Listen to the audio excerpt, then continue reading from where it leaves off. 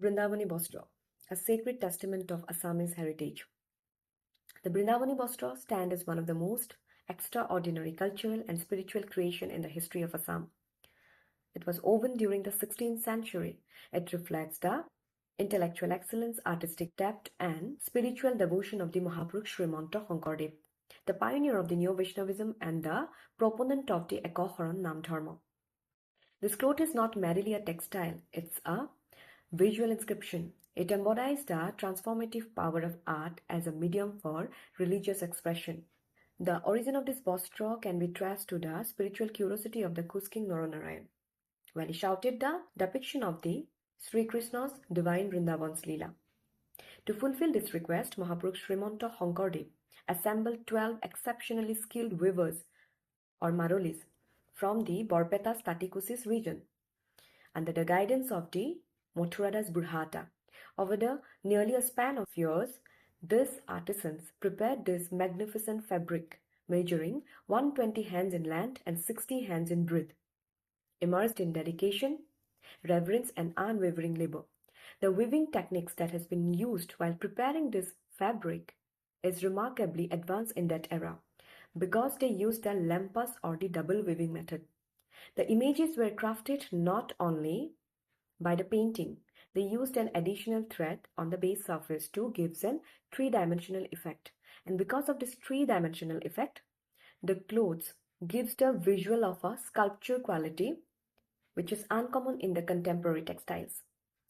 Various kind of natural dyes derived from the barks, roots, flowers, fruits that has been used in this fabric to ensure the durability. And because of this fabric remains still vibrant even after the 500 years. The Vrindavani Vastra narrates the episodes of the Sri Krishna's early life, from the Sri Krishna's joyful moment in Vrindavan and the encounters with the mythological adversaries such as Bakahura, Aghasura, and the serpent Kaliyo.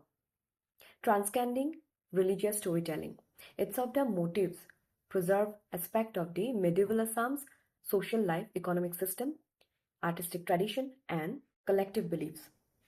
It's of the skin in the cloth, annotated in Brajavali language, which is transforming the cloth into a living pedagogical tool that made the spiritual instruction easily accessible to even those who could not read.